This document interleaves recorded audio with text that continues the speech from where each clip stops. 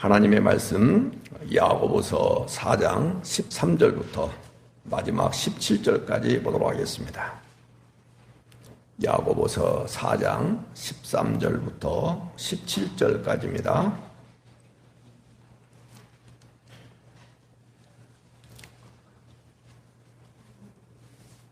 제가 읽어드릴 테니까 눈으로 마음으로 동시에 잘 따라오시기 바랍니다.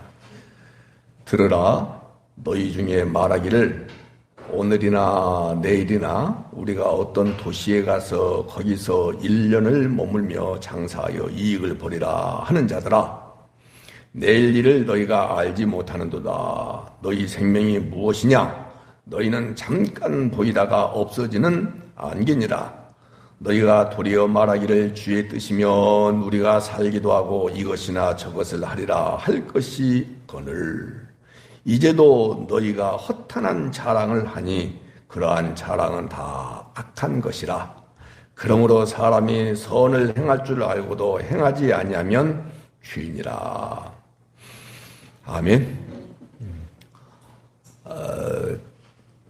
성격들이 다 다르기 때문에 일관성 있게 이런 이야기를 한다는 것은 좀 오류가 있을 수 있어요. 여러분들 어떤 건물에 빨간색으로 썬팅을 해놓고 또는 하얀 바탕 위에다가 빨간색으로 간판 이름을 이렇게 써놨는데 햇빛을 받으면 한 1년? 길어봤자 한 1년 이렇게 되면 퇴색이 돼요. 빨간색은 특별히 퇴색이 잘 되거든요. 우리 교회 간판도 보면은 많이 퇴색이 돼가지고 여러분들 보시는지 모르겠습니다만 보면은 없는 것보다 못하는 경우가 있어요. 그럼 퇴색이 됐으면 바꿔야 되겠죠? 네. 여러분들 기독교를 바라볼 때 잘 생각 한번 해봐요. 깊이 생각 한번 해봐요. 퇴색됐을 것이다, 안 됐을 것이다? 너무나 많이 퇴색이 돼 있어요. 너무나 많이 변질돼 있어요. 무엇이 변질된지를 모르니까는 그냥 묻혀서 생각하고 넘어가는 경우들이 많은데 사실은 어마어마해요. 그래서 오늘 말씀을 통해서 무엇이 변질됐고 어떤 것이 옳은 것인데 어떻게 많이 퇴색되어 있는지 이런 것들을 통해서 기독교가 추구해야 될, 여러분들이 추구해야 될 방향 정확하게 설정하시고 신앙생활 할 수 있는 은혜가 있기를 바라요. 아멘이죠? 다시 여러분들에게 이런 말씀 또 드리고 싶어요. 주관적으로 경험한 것, 교회 생활을 통해서 때로는 기도해서 여러분들 안에 해결되고 얻어진 것들이 있다고 할지라도 그것을 객관화시켜서 다른 이들에게 함부로 하나님의 뜻이다, 하나님이 복을 주셨다 이렇게 말하지 않는 은혜가 있기를 바라요. 아멘 해봐요. 이해가 돼요? 지금 무슨 말씀인지? 여러분들 입으로 하나님, 예수님, 교회, 은혜 이런 이야기할 때는 항상 객관적인 진리인 성경에서 벗어난 이야기를 함부로 하라 하지 마라. 절대 하지 않기를 바라요. 내가 이렇게 했더니 하나님 이런 복을 주셨다. 성경에 나와요, 안 나와요? 말하지 마세요. 혼자만 누리고 사시든지. 왜냐하면 그런 이야기를 한 번, 두 번, 10번, 100번 하다 보면 이제는 진리는 온데간데 없어요. 진리가 들어올 틈이 없어버려요.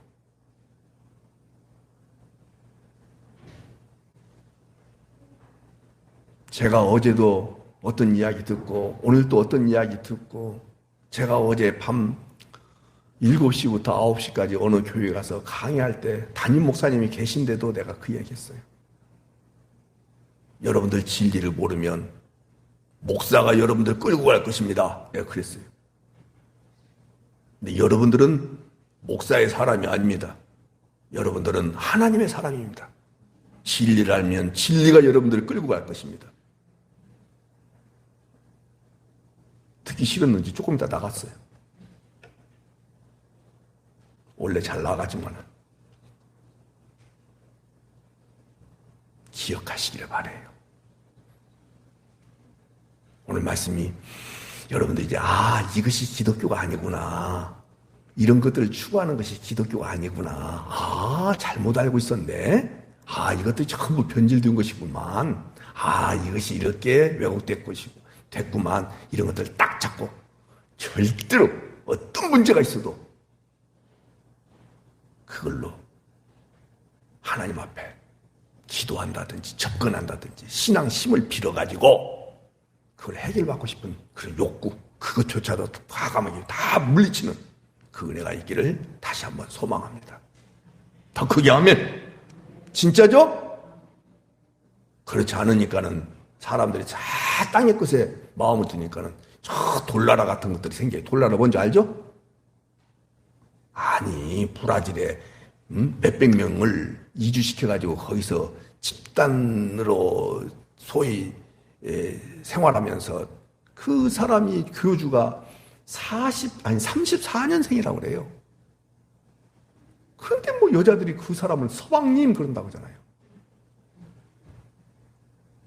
신옥주 같은 사람이 나타나면 거기에 다 빨려 들어가는 거예요. 이만희 같은 사람 나타나니까 다 빨려 들어가는 거예요. 왜요? 진리를 모르니까 그런 거예요.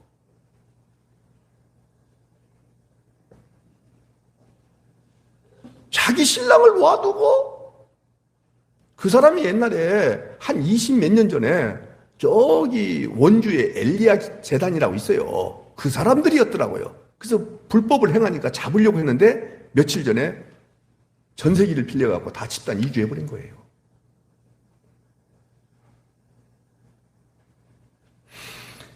우리도 그럴 가능성이 있고 우리 후손들이 그럴 가능성이 있어요.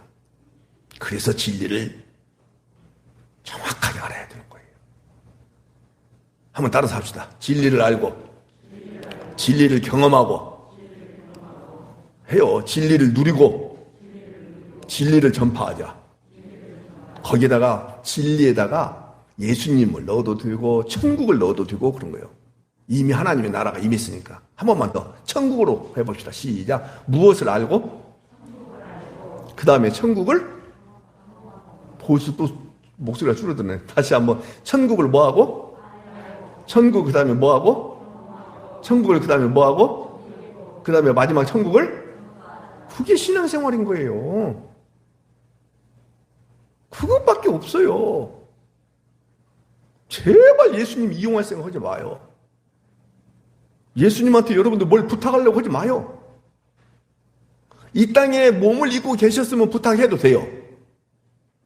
근데 십자가에 못 박혀 죽으시고 사흘 만에 부활하셔 승천하시고 다른 보혜사 성령님을 우리 가운데 넣어주실 때는 전혀 그런 식으로 역사하지 않아요. 예수님을 안 믿는 사람도 이 땅에서 형통하게 살아가는 사람 수도 없이 많아요. 자, 말씀 들어가겠습니다. 잘 들으셔야 돼요. 여러분들 어디를 보시냐면 14절 끝에 보세요. 14절 끝에 시작. 너희는 잠깐 보이다가 없어지는 안개니라.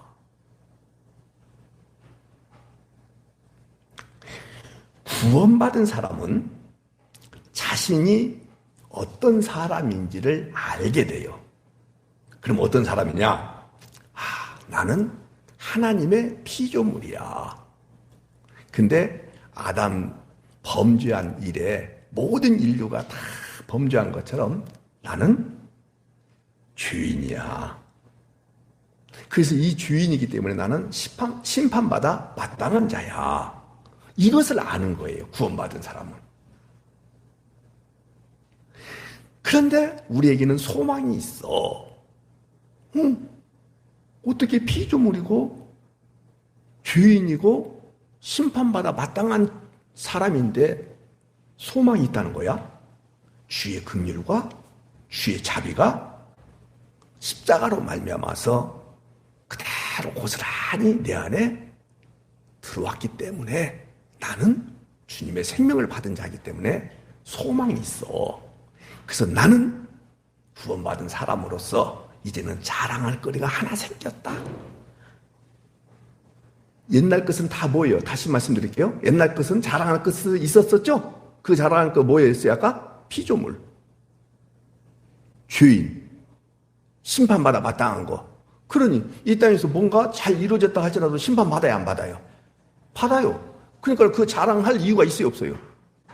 와, 구원받은 예수 그리스도의 생명을 받고 난 이후부터는 소망과 자랑거리가 완전히 달라졌으니 여러분 자랑해야 돼요. 뭘 자랑하느냐? 따라서 합시다. 하셔야 돼요. 오직 예수님의 십자가. 예를 들어서 말씀드릴게요. 여러분들이 1억을 빚을 지었어요. 근데 그 갚을 능력이 전혀 없어. 근데 누군가가 여러분들에게 1조 원을 주었다고 가정해 보세요. 그러면 여러분들 1억을 갖고 있을 때 그럼에도 불구하고 무엇인가 잘하는 것도 있었어요. 근데도 불구하고 무엇에 짓눌려 살아요? 빚, 1억이라는 빚에 짓눌려 살았어요. 잘하는 거 있다 있어요? 없다 있어요? 있어요. 근데 1조 원을 누군가가 주어가지고 갚고도 남잖아요. 이제는 과거에 빚에 대하여 짓눌려 있는 것에 대하여 마음 두겠어요? 안 두겠어요? 안 두고, 두 번째, 과거에 빚 때문에 힘들었지만은 그럼에도 불구하고 잘한 것이 있었어. 그런데도 그거 은연중 막 자랑하고 싶었어. 그런 자랑거리가 1조 원을 받고 난 뒤에 생기겠어요? 안 생기겠어요? 무슨 자랑거리가 너무 크다 보니까. 그리고 1조 원이라는 이 자랑거리가 너무 크다 보니까. 그러니까 십자가로 해결되지 않은 것이 없다니까요. 땅의 것, 하늘의 것. 다 해결됐단 말이에요. 이것만 우리는 자랑하는 거야. 왜? 하늘의 생명을 갖고 있으니까. 여러분들 땅의 생존 문제하고 하늘의 생명하고는요, 하나가 될 수가 없을 정도예요. 하나가 될 수 없을 정도예요. 이 생존의 문제는 누구나 다 끝나요, 안 끝나요? 끝나요. 그러나 하늘의 생명 끝나요, 안 끝나요? 이것만 자랑하는 거예요. 행복하신 분만 아멘. 근데 구원받지 못한 사람은 끝없이 세상에 존귀하다, 또는 뭔가 잘됐다, 높아졌다, 많아졌다, 이런 것이 있다고 할지라도 멸망하는 짐승과 같은 것이라고 시편 49편 12절, 20절 두 절에 걸쳐서 정확하게 말씀하고 있어요. 근데 문제는 어디 있느냐? 예수님을 믿고 구원받았다라고 말하는 사람들도 늘 마음이 어디에 빼앗기고 있느냐? 세상 영광에, 세상 문제에, 자기 소원에 다 마음이 빼앗기고 있다는 사실이 안타까운 것이죠. 이게 문제인 거예요. 그래서 죄송하지만은 저는 입도 뻥끗도 안 해요. 세상 문제 가지고 하나님 앞에 기도하면서. 그런 마음조차도 갖지 않아요. 왜 제가 목사이기지만은 세상 문제가 왜 없겠어요? 자녀 문제가 왜 없겠어요? 부부간의 갈등이 왜 없겠어요? 내 자신에 대하여 한스러운 것이 왜 없겠어요?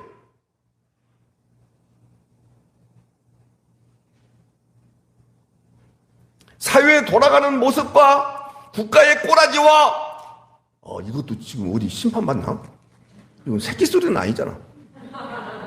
국제 정서와 미얀마가 우크라이나 사태에 의해서 감춰져 가지고 지금 보도가 되고 있지 않는데 엄청난 문제입니다. 전쟁을 경험하지 않은 세대들은 전쟁이 얼마나 무서운지를 몰라요. 저도 경험하지 않아서 몰라요.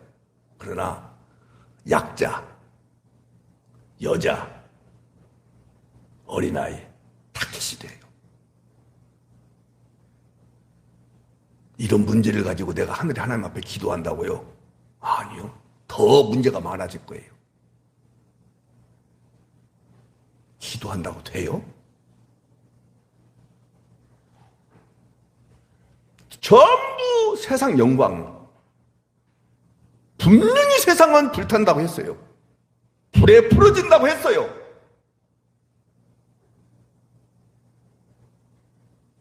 지진 갖고 여러분들 기도한다 해서 지진이 안 일어납니까? 2시간 전에 일본에 5.8 강진이 일어났어요. 사랑하는 여러분, 다른 사람하고 세상 영광에 사로잡혀 있는 사람들은 다른 사람하고 비교해가지고 자책을 해요.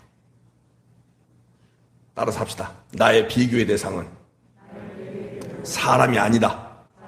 잘 들으셔야 돼요. 나의 유일한 비교의 대상은 하나님이다. 하나님과 비교해야 돼요. 늘 하나님하고 비교해야 돼요. 하나님하고 비교해서 비교 우위에 있을 가능성이 1이라도 있어요, 없어요? 없잖아요. 근데 사람하고 비교하면은 언제든 이 사람하고 비교했을 때는 내가 처지지만 저 사람하고 비교했을 때는 비교 위에 있을 수 있겠죠? 그래서 이게 출렁출렁 거리는 거야, 출렁출렁. 그래서 하나님 앞에 비교해야 돼요. 나를. 그래서 어떻게 하느냐? 하나님, 저는 정말로 못난 사람입니다. 성한 곳이라고는 일도 없습니다. 죽어 마땅한 죄인입니다. 무능한 자입니다. 비참한 사람입니다. 근데 이게 거꾸로 사람하고 비교했을 때 저 사람만 생각해도 나는 비참한 자야. 나는 무능한 자야. 이 땅에 필요 없는 존재야. 이렇게 말하는 이들이 정말로 많아요. 아닙니다. 절대 아닙니다. 우리가 예수님 앞에서 내 자신을 비교해야지 사람들 앞에서 비교하다 보면은 여러분들이 전부 사람 앞에서 비교할 때 비교의 기준점이 뭡니까? 세상의 영광입니다.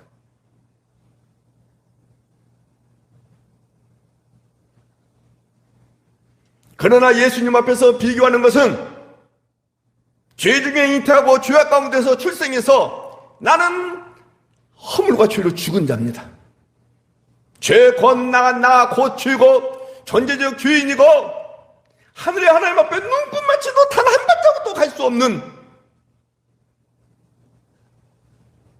무능한 자입니다. 그런데 그런 나를 주님이 신이 찾아오셔서 생명 삼아 주셨으니 여러분들 얼마나 고마워요. 그 찾아오신 예수님이 여러분들에게서 여러분들로부터 떠나실까요? 안 떠나실까요? 떠나시는 것은요, 무능하기 때문에 떠나는 거예요. 아, 이 사람하고 결혼했는데 너무 마음에 안 들어. 나 그냥 떠날 거야. 근데 결혼하기 전에 알았어요? 몰랐어요? 몰랐기 때문에 결혼하는 거예요. 안다면 결혼할 수 없잖아요.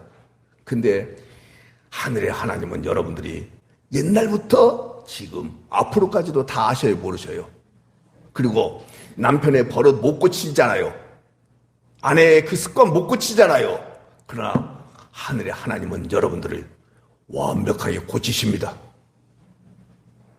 지금은 나의 모습을 볼 때 형편없는 존재 같이 보일지라도 하나님은 완벽하게 바꾸어 놓으시고 주님 나라에 데리고 가실 것입니다. 믿는 분만 아멘. 여러분들의 행위 측면에서 말하는 거 아니에요. 오해하지 마요. 완벽하게 바꾸셔요.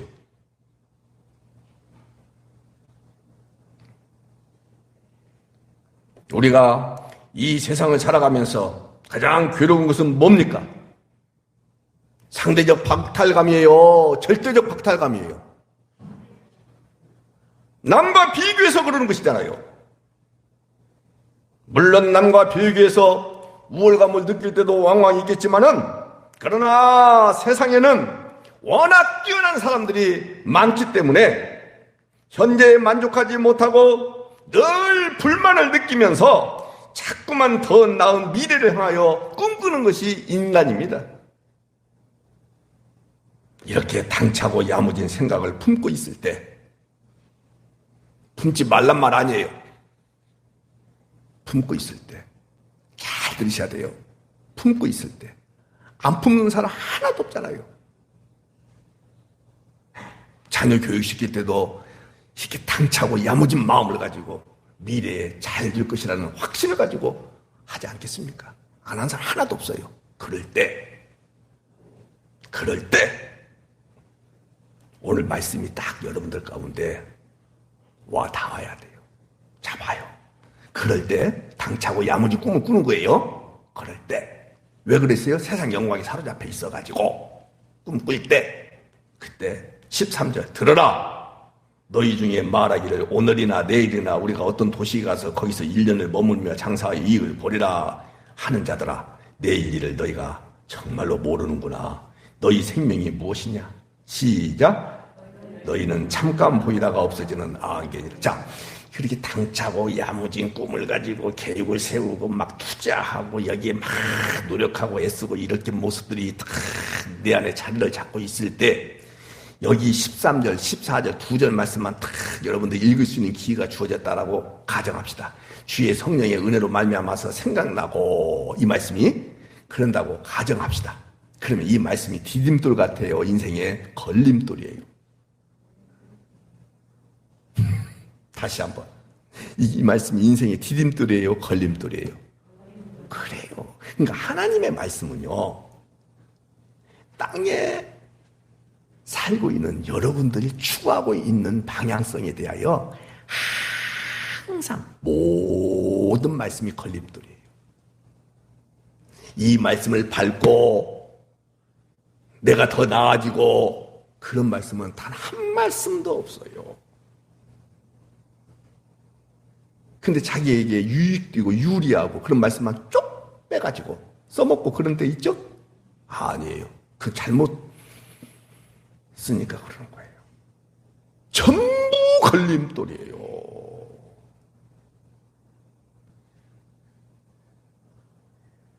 보세요.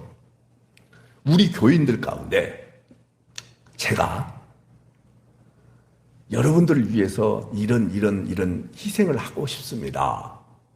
그랬어요. 그랬더니 여러분들이 저를 생각해가지고 아니요, 절대 그럴 수 없습니다. 저를 생각한 거예요. 마태복음 지금 16장 이야기하는 거예요. 예수님께서 죽는다. 고난당하고 죽고 3일 만에 부활한다. 이런 말씀 하셨잖아요. 그러니까는 베드로가 결코 그럴 수 없습니다. 나는 절대로 예수님을 향하여 충성 맹세하고 결단과 결심을 합니다. 절대 그럴 수 없습니다. 이렇게 얘기해요. 그때 예수님께서 아니 나 반드시 십자가 죽어야 된다. 그러면서 그 다다음 절에 24절 같은데 뭐라고 말씀하시냐. 나를 따라오려면 자기를 부인하고 자기 십자가 지고 나를 따라와야 된다. 감 잡았죠? 네.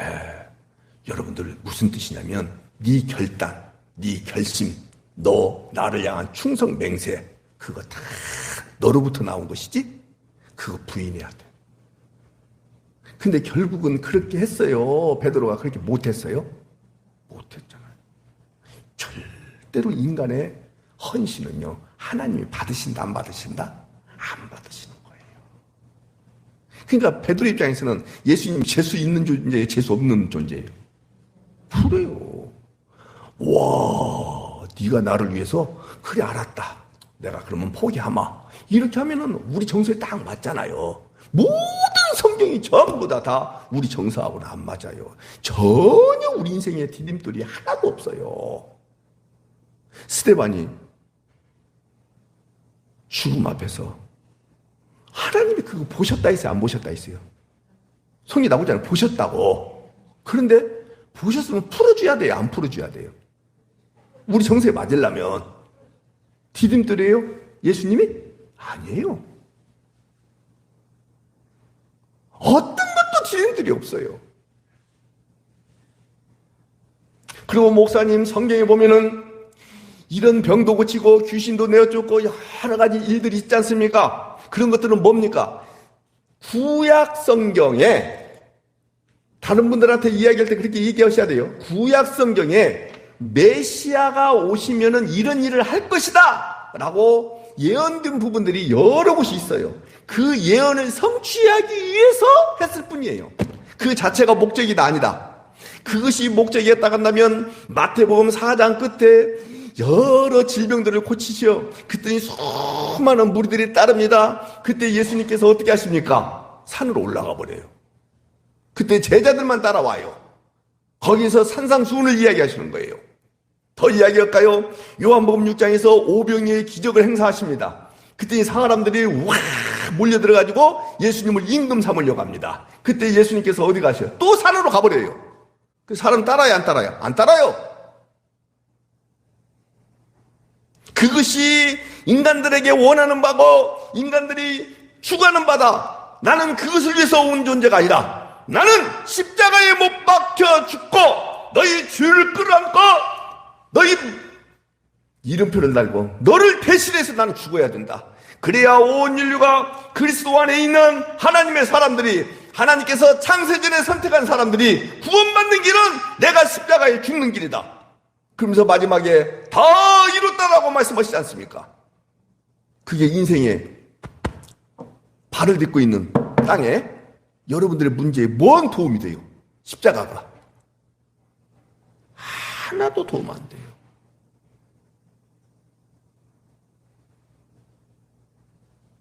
일도 도움 없어요.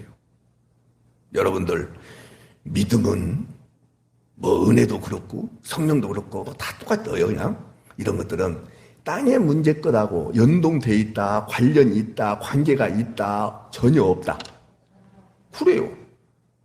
없어요. 없다라고 여러분들이 인정하시고 고개 끄떡끄떡 하신 분이 이 땅의 문제를 가지고 하나님 앞에 또 기도하고 그 문제를 해결받고 싶어서 교회 생활을 열심히 하고 과도하게 막 충성하고 헌신하고 막 바치고 관련 없어요.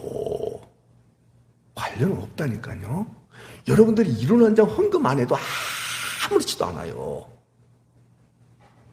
오늘 혹시 헌금을 해버리신 분은 이따 달라 가세요. 그리고 하려고 마음먹었는데 에이 안 해야 되겠다 하신 분은 하지 마세요. 우리 교회에서 보면은요, 예배 다 설교를 마치고 은혜가 되면 꼭 헌금하는 강순아 집사님인가 뭐 한 분이 있어요. 항상 예배 시간에 써가지고 감사 헌금을 하시는 분이 있어요. 그러니까 오늘 말씀 들었으니까는 안 해도 괜찮아.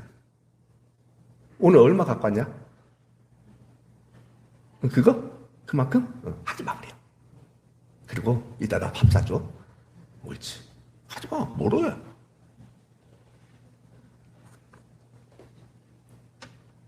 이해가 되십니까?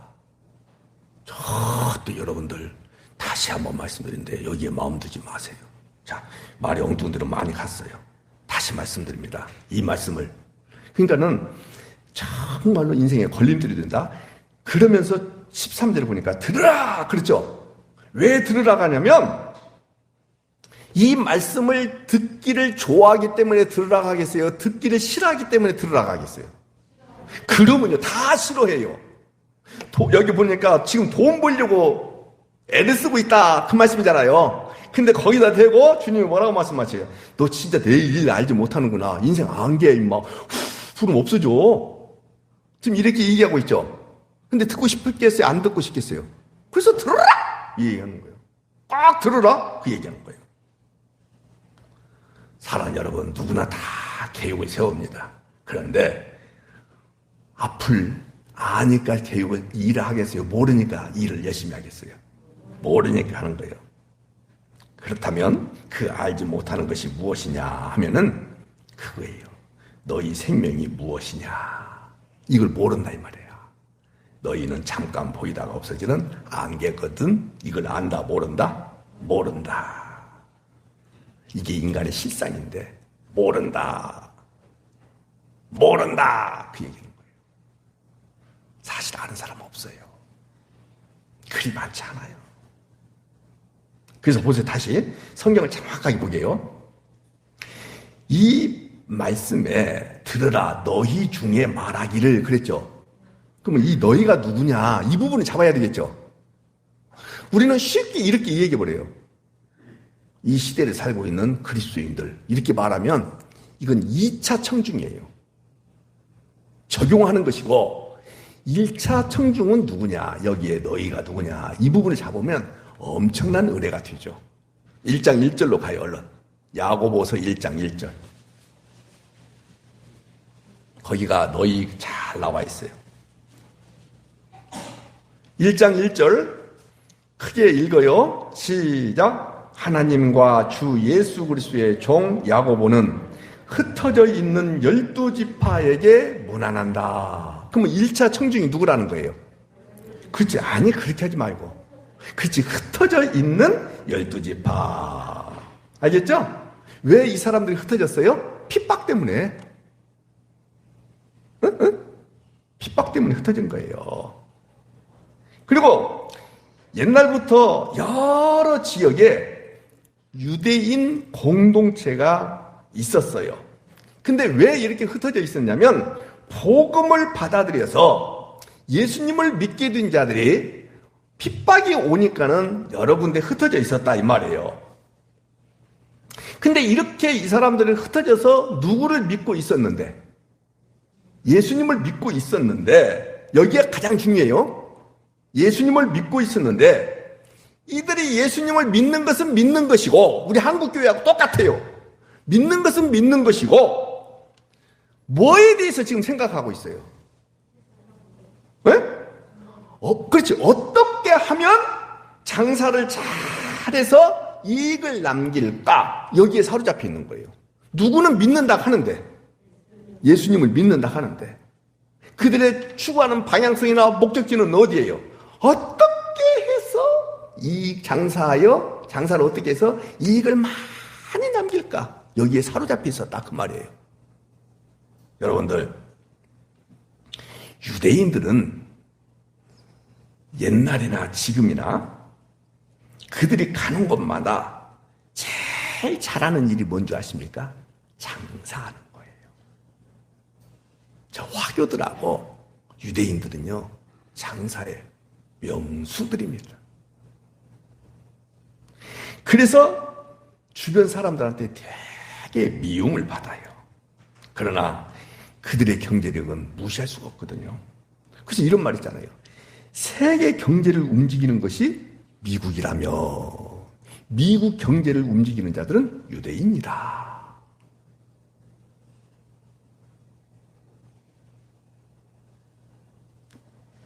그렇다면 지금부터 2000년 전에 유대인들이 여러 곳에서 흩어져서 살게 될 때 그들의 기반이 무엇으로 마련했겠느냐? 따라서 합시다. 장사하여 이익을 본 것. 그러니까는 장사하여 이익 본 것은 눈에 보이는 거예요? 보이지 아니하는 거예요? 보이는 거잖아요. 근데 예수님을 믿는 것은 눈에 보여요? 안 보여요? 그러니까 눈에 보이지 아니하는 예수님하고 눈에 보이는 장사의 이익이 남긴 것하고 어느 쪽이 더 힘이 강하다고 또 강하게 작용하고 그렇게 여겨지고 그럴 것 같아요. 장사하여? 그럼요. 그러니까 눈에 보이는 것에 한번 뿅 가버리면 눈에 보이지 않는 예수님은 그냥 이용의 대상이고 내 심령에, 마음에 불안한 것을 면하기 위한 수단으로 예수님을 믿는다. 이렇게 갈 가능성이 농후하고 거의 대부분이 그래요. 그래서 여러분들 아까 제가 잠깐 서두에 말씀드렸잖아요. 신앙생활하다가 뭔가 새로운 것들을 경험할 수 있고 체험할 수 있어요. 그런 것들 처음 눈에 보이는 거예요? 눈에 보이지 않는 것들이에요? 이거 이 얘기하라 하지 마라. 하지 마라 그 말이에요. 그건 있다가도 없어지는 거예요. 맞죠? 근데 하나님 믿어가지고 내가 교회생활 잘해가지고 내가 몇 년 전부터 어떻게 해가지고 했더니 이렇게 복을 주셨다라고 했는데 나중에 없어져 버릴 때는 뭐라고 말하겠어요? 그땐 저주받은 거잖아요. 그러면 복 주셨다가 저주 주셨다, 복 주셨다 저주 주셨다. 그래서 그런 얘기 함부로 하라 하지 마라, 하지 마라 이 말이에요. 사랑하는 여러분, 이런 자들에게 야고보는 지금 작심하고 돈 벌어서 장사하여 이익을 남기려고 했던 이 사람들한테 들으라, 너희 흩어져 있는 12지파 너희 들으라. 그러니 이 말씀이 흩어져 신앙생활 한다고 하는 이 12지파 이들에게는 걸림돌이에요, 디딤돌이에요. 그래요. 그래서 우리가 지난주에 공부했던 것 4장 12절에 너희는 누구냐? 너희는 누구냐? 나오죠? 12절에 너희는 누구이기에 이웃을 판단하냐? 그러면서 바로 14절에 너희가 알지 못한다. 너희 생명이 무엇이냐? 너희는 잠깐 보이다가 없어지는 안개다. 여러분 잘 아시잖아요. 안개의 특징이 뭡니까? 나와 있잖아요. 잠깐 보이다가 없어지는 것이 안개 아닙니까? 그래서 성경에서는 인생을 여러 가지로 비유하고 있는데 이사야서 몇 군데를 좀 본다면 제가 읽어드릴게요. 하나만 봅시다. 이사야서 2장 22절에 보면 너희는 인생을 의지하지 말라. 그의 호흡은 코에 있나니 새말 가치가 어디 있느냐? 있다는 거예요? 없다는 거예요? 시편 146편 3, 4절을 보니까 귀인들을 의지하지 말라. 도울 힘이 없는 인생도 의지하지 말라. 그의 호흡이 끊어지면 흙으로 돌아가서 그날에 그의 생각이 소멸된다. 쓰시는 분을 위해서 말씀드린 거예요. 이사야서 40장 6절과 7절 보면은 우리가 익히 봤던 말씀이에요. 모든 육체는 풀이다. 그의 모든 아름다움은 들의 꽃과 같다. 풀은 마르고 꽃이 시들면 여호와의 기운이 그 위에 불미라. 이 백성은 실로 풀이다. 이렇게 말씀하고 있는 거예요. 그러나 여러분, 기쁜 소식 복음을 전한 자는 그래서 반드시 인생의 무가치함을 먼저 전해야 되는 거예요. 당신이 예수를 십자가에 못 박아 죽인 죄인이다. 그리고 당신은 인생에 별것도 없다. 안개와 같다. 어떤 안개요? 어떤 인생이요? 풀은 마르다. 꽃은 시든 것처럼 인생도 똑같다. 그러나 영원한 것은 여호와의 말씀, 하나님의 말씀, 이거 외에는 아무것도 없다. 인간의 위대함과 원대한 꿈을 이루기 위한 내용을 복음이라고 하면서 전하는 것은 절대 복음이 아닙니다. 인간이 무엇인지를 제대로 알게 먼저 만들어 놓고 거기에 은혜가 가입되고 긍휼과 자비가 가입되고 이런 이야기를 하는 것이 복음 전도지. 교회만 나오면 잘 된다, 병 고친다, 합격한다, 전혀 그런 말씀은 성경에 단 한 군데도 없습니다. 들에 풀어, 왜 발음이 안 돼? 들에 한 폭이 풀과 같은 거예요. 수많은 들풀이 시들고 꽃이 떨어질 때 우리가 거기에 관심을 갖고 거기에 대하여 하나님 앞에 감사하면서, 그런데도 불구하고 영원한 생명이 나를 향하여 덮쳤다는 사실, 이것만 가지고 기뻐하고 즐거워하는 이 인생은요, 수많은 역경과 고난과 어려움과 약함과 시름이 온다 할지라도 영원한 생명 받았다는 그 이유 하나 때문에 안색이 바꿔질래야 바꿔질 수가 없는 거예요. 제가 언젠가 말씀드렸잖아요. 우리 박남순 권사님을 제가 언제 처음 뵀냐면, 박남순 권사님 39살 때, 나 29살 때, 나하고 10살 차이니까. 지금 여기 39살이면 누구야? 없네.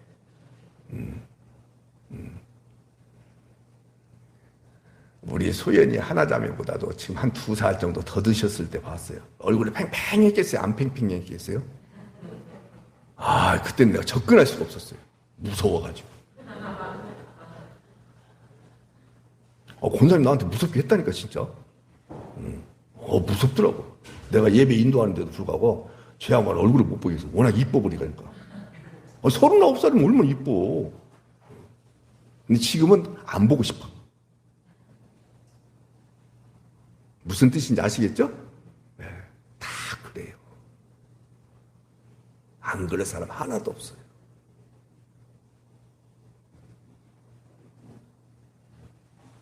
그걸 알고 젊었을 때부터 가꾸지 말란 말 아니에요. 가꾸지 말란 말 아니에요. 운동도 하셔야 돼요. 네, 거기에 목적을 둔다든지 거기에 소망을 두지 마라. 자꾸 버리는 연습을 하고 거기에 소망을 두지 않는 사람은 소망스러운 그 것들이 끊어질 때 같이 무너진다, 안 무너진다. 그치, 안 무너지는 거예요. 근데 무엇에 소망을 두고 거기에 애착을 두고 그것이 나의 전부인 것처럼 마음을 두고 있다가 그것이 언젠가는 무너지는 순간 와장창창 무너지는 경우들이 왕왕 있어요. 홍경수 집사님 봐봐요. 우리 주영이한테 목숨 걸고 있잖아요. 그래서 내가 아까 물어봤어요. 주영아, 너 언제 군대 가냐? 그랬더니 내년에 간대. 막 군대 가면 이제 홍경수 집사 무너지는 꼴을 우리 보면서 막 박수치게. 그때 하는 말이 아니요, 아무 관심 없습니다. 가든지 말든지. 그래야 돼요. 아멘이죠? 네. 저 이정순 집사님도요, 아들 결혼할 때 눈물 엄청나게 흘릴 거예요. 아마 2딸 결혼할 때는 아이고 귀찮은 존재, 시집가니까 좋다 했는데 아들 군대가 아니라 뭐라 했어요? 장가 보낼 때는 이제 누구한테 바치는 거예요? 며느리한테 바치고 처갓집에다가 귀소시키는 거잖아. 그러니까 막 울고 불고 난리 날 때 우리 거기서 땡가리치게 해요. 그때까지 살아있을지 모르겠지만은. 사는 것도 나는 이렇게 살아야지. 나 몇 세까지 이렇게. 이것도 여러분들이 생각은 하세요. 그러나 거기에 소망 두지 마요. 아멘이죠? 예? 우리 15절 보겠습니다. 15절 보세요. 너희가 도리어 말하기를 주의 뜻이면, 이제 이거 잘 잡으셔야 돼요. 주의 뜻이면 우리가 살기도 하고 이것이나 저것을 하리라 할 것이거늘 이제도 너희가 허탄한 자랑을 하니 그러한 자랑은 다 어떤 것이다. 그러니까 잘 들으셔야 돼요. 주의 뜻을 따라 살아야 한다는 말씀이거든요. 그러면 여러분 저를 보십시오. 주의 뜻을 따라 살아야 된다 이 말은 사는 것도 주의 뜻이에요. 아셨죠? 죽는 것도 이봐 대답 안 하시네. 사는 것도 죽는 것도 이제 더 늘어났다. 소리가 더 커졌고. 자, 다시 한번. 성공하는 것도 이 세상에서 실패하는 것도 그래. 이런 사람은 자유가 있어요, 없어요? 근데 나는 반드시 살아야 된다. 나는 반드시 성공해야 된다. 그것이 하나님의 영광이고 그게 하나님의 뜻이다. 그리고 그 반대는 하나님의 뜻이 아니다라고 생각하니까는 이런 날은 반드시 와야 하나요? 이런 날이 뭔지 알겠죠? 온라인으로 듣는 분들도 이해를 하셔야 돼요. 반드시 죽는 날이 오고 반드시 실패하는 날이 와요, 안 와요? 와요. 저는 진짜 1년 반 사이에 내가 5번 수술하라고 상상도 못했어요. 저는 정말로 지금도 건강하거든요. 내가 당뇨가 있어요. 고지혈증이 있어요. 혈압이 있어요. 얼굴만 봐봐요. 팽팽해가지고 한 100년 살 것 같죠? 저희 집사람이 짜증을 확 내버리네. 100년 살 것 같죠? 하니까. 근데 여기저기 무너져요. 어제도 그 교회 가서 칠판 놓고 이렇게 가르치고 칠판에다가 글씨를 쓰는데 쥐가 와버려요. 손가락에.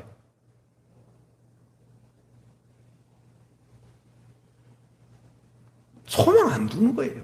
그럴 수 있는 거예요. 그것을 말하는 거예요. 그러니까 부자가 돼도 주의 뜻이고, 알겠죠? 가난한 데에 사는 것도 이거야. 근데 우리는 자기가 딱 설정을 해놨어요. 어떤 것이? 남 보기에 때까지 고운 것이 주의 뜻. 이래버려요. 주의 목적, 주의 영광. 이렇게 말해놨어요.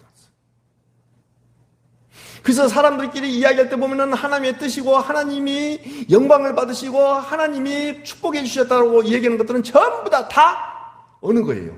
실패? 성공. 나약해지는 것? 강건해지는 것. 아픈 것? 건강한 것. 불합격한 것? 합격한 것. 낮아진 것? 아니, 높아진 것. 다 이것만 하나님 뜻이라고 해요. 그렇다 한다면 예수님께서 십자가에 죽으신 것은 그 기준으로 본다면 주님은 성공하셨어요? 실패했어요?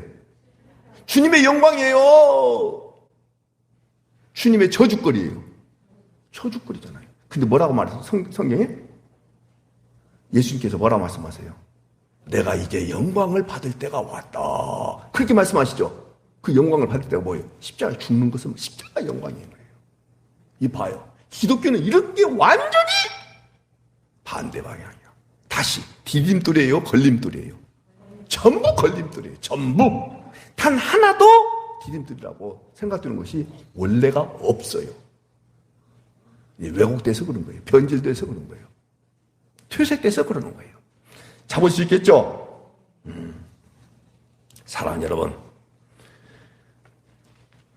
주의 뜻이라면 무엇을 성공하면 틀림없이 자기 자랑을 하고, 아니에요. 주의 뜻이 아니면 무엇을 성공하면 틀림없이 뭐가 나와요? 자기 자랑이 나와요. 그러나 주의 뜻이라고 한다면 자기 자랑이 나올 수가 있다 없다? 이 부분을 잡아야 돼요. 주의 뜻이 아니면 뭔가 이루면 성공하면 틀림없이 자기 자랑이 나와요. 그러니까 여러분들 자기 자랑이 나왔다라는 것은 곧 주의 뜻이 아닐 것이다라고 가정하는 것이 온당한 것이죠. 그런 거예요. 만약에 거기다가 주의 뜻이 아니면 실패만 하잖아요. 그러면 고개도 들 수 없을 정도로 피의식을 가지고 심지어는 자기 몸을 자해하기도 하고, 이런 부분들이 왜 그러느냐? 주의 뜻에 대하여 국한시키고 한쪽으로 몰아가니까 그러는 거예요.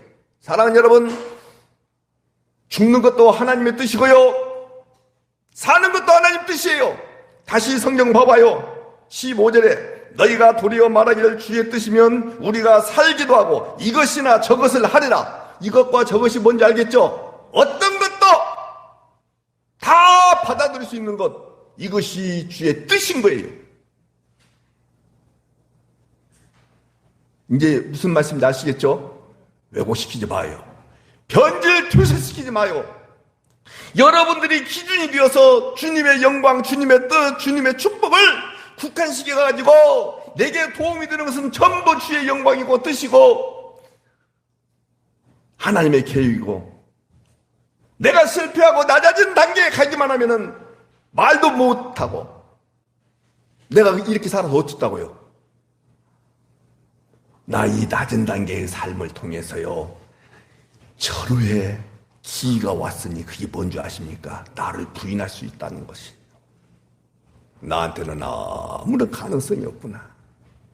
이걸 절로 깨달을 수 있다고 한다면 낮은 단계의 삶이 여러분들에게 큰 믿음에 도움이 된다는 사실을 그대로 믿음으로 받아들이시고, 안개와 같은 이 인생인데 뭘. 여러분들 그 천주교에서 그 성인식을 하는 것을 보셨죠? 아니, 이 교황이 이런 나라 저런 나라 가가지고요, 특히 한국에 지난번 왔을 때 김대건 신부라고 아시죠? 이 사람을 뭘로 이렇게 끌어올렸어요?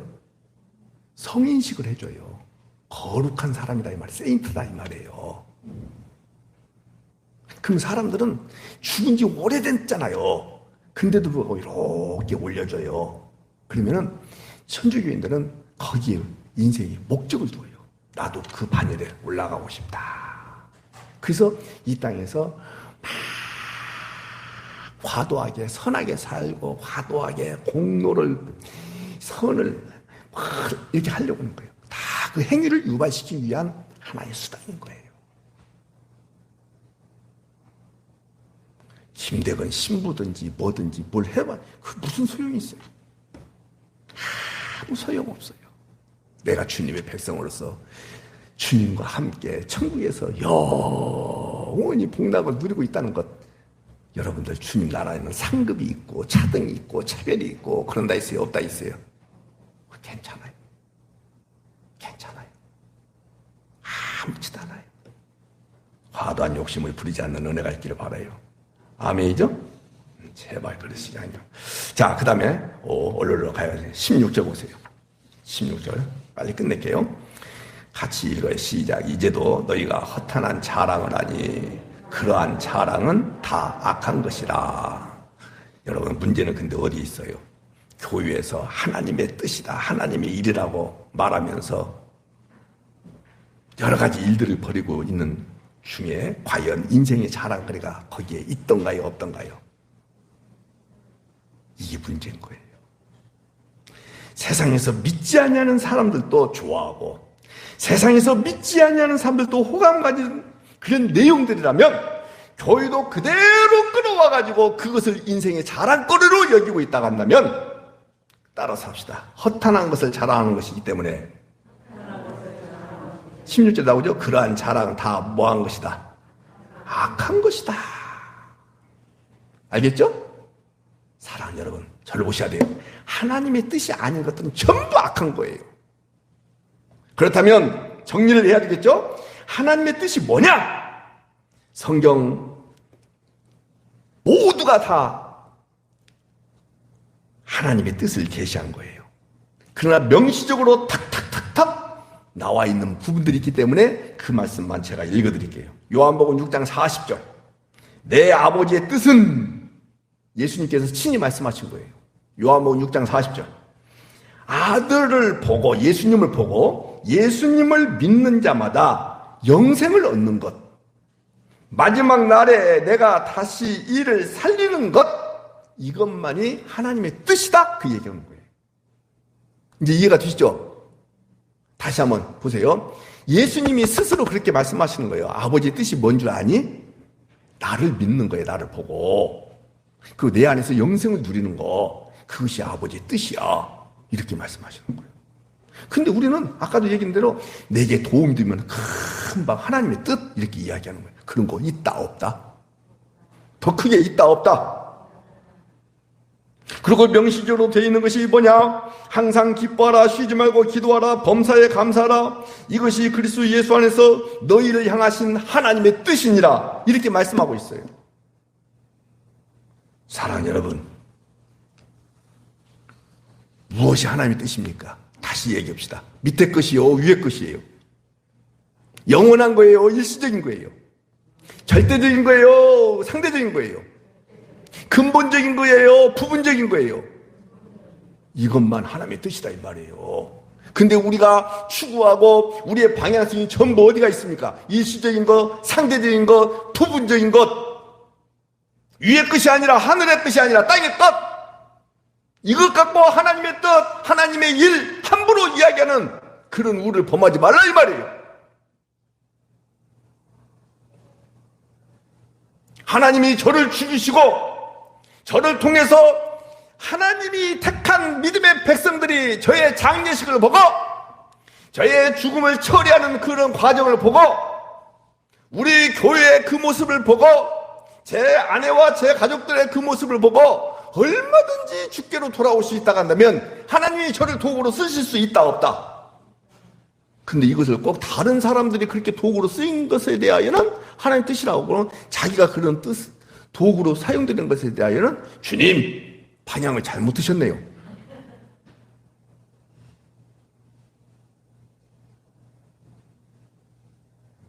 이런 어처구니 없는 기도, 어처구니 없는 신앙생활들이 교회 안에 있을 수 있다는 거 없다는 거예요. 그거 현실적으로 있어요 없어요? 아니다 이 말이에요. 아까 요한복음 6장 40절 말씀을 해드리잖아요. 예수 안으로 들어오는 거, 예수님을 보고 예수님을 믿고 그 안에서 영생을 누리는 거, 그게 아버지의 뜻이래. 예수님이 하신 말씀이에요. 아까 항상 기뻐하라, 범사에 감사하라, 쉬지 말고 기도하라. 이는 그리스도 예수 안에서 너희를 향한 하나님의 뜻이니라. 이건 사도 바울이 얘기하고 있지만 예수님 직접 말씀하신 것. 그 일에 여러분과 제가 도구로 사용되는 것에 대하여 아멘할 수 있는 분만 아멘합시다. 네 사람만 아멘했어.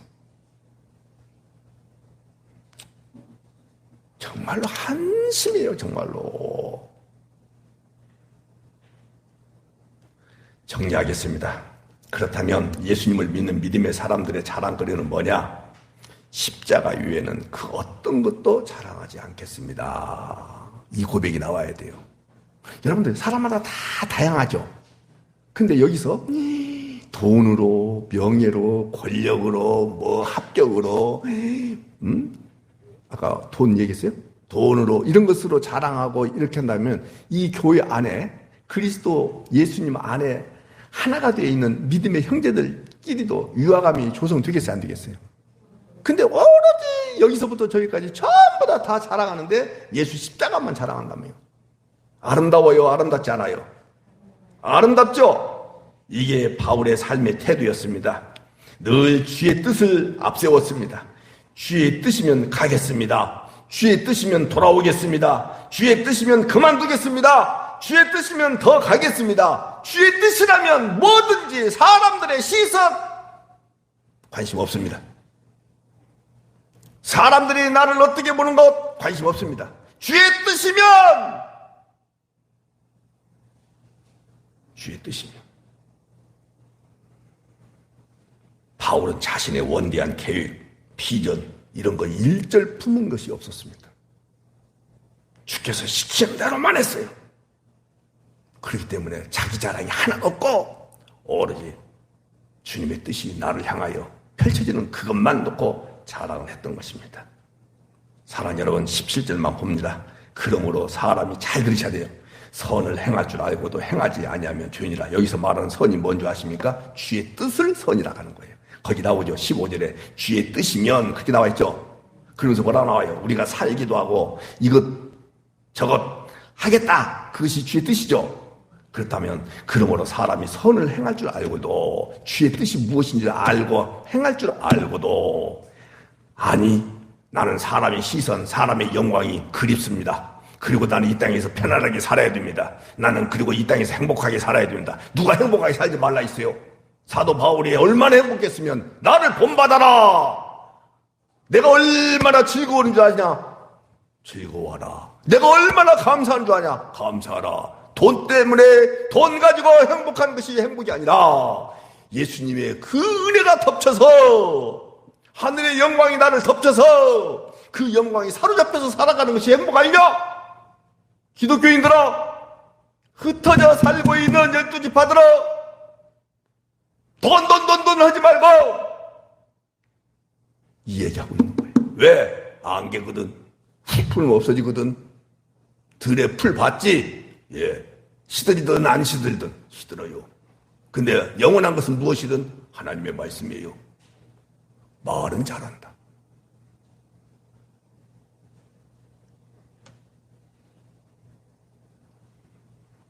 주님의 힘으로 삽시다. 그렇게 살기를 갈망합시다. 이제 기독교가 땅의 것을 추구하도록 돼 있다 아니다. 근데 여러분들 사는 동안 여러분들 노력하고 애쓰셔야 돼요. 그러나 그것이 힘이라는 생각은 일절하면 안 돼요.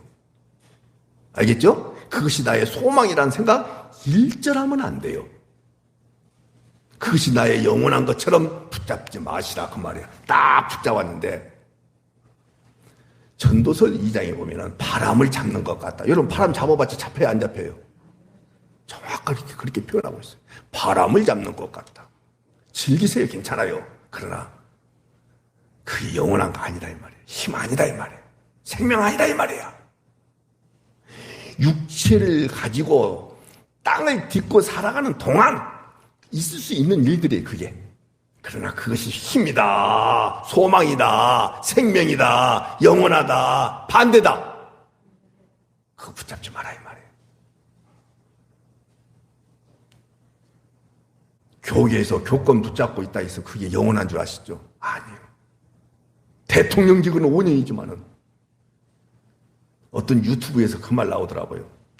국민 여러분, 죄송합니다. 그 5글자를 말 못해가지고는 5년 후에 뭐라고 말하냐?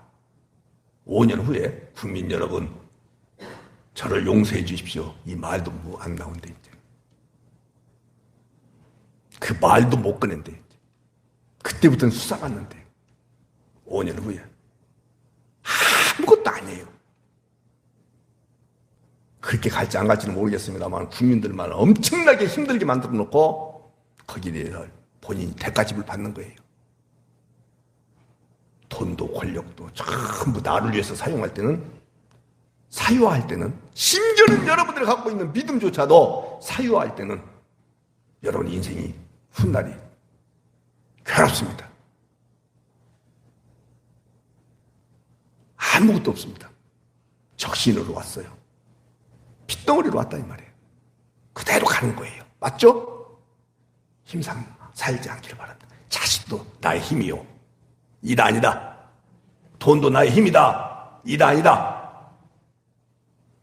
목사가 교회 규모가 나의 힘이다 아니다. 오로지 누구만 나의 힘이다. 더 크게 제가 이 얘기할 테니까 여러분 따라서 합시다. 예수는, 아니 그 뒤에만 하세요 여러분들. 예수는 예수님이 나의 힘인 거예요. 찬송하러 바꿔서 그 찬송합시다. 기도하겠습니다. 고마우신 주님, 말할 수 없는 그 감격 속에서 살아갈 수 있도록 은혜 주신 하나님, 너무나 좋습니다. 그리고 주님 너무나 행복합니다. 다 버릴 줄 아는 뭔가 얻기 위한 내려놓음이 아니라 실질적으로 마음으로부터 완전히 벗어나 오로지 주님만 나의 힘삼아 살아가는 여기 하나님의 백성들이 모여 있습니다. 순간순간 눈에 보이는 것에 사로잡혀서 그것이 나의 유일한 낙인 줄 알고 쫓아가고자 하는 마음이, 그런 유혹들이 생길 수 있습니다. 주님 그때마다 말씀으로 이겨낼 수 있도록 생각나는 은혜까지도 허락하여 주시기를 원합니다. 내 존재의 가치를 인정받고자 하는 강한 열망들을 갖지 않도록 도와주시고, 오로지 내 안에서 예수님이 어떻게 드러나는가, 이 부분에 대해만 관심 갖는 하나님의 백성들 되게 하여 주옵소서. 예수님의 이름으로 기도드리옵나이다. 아멘.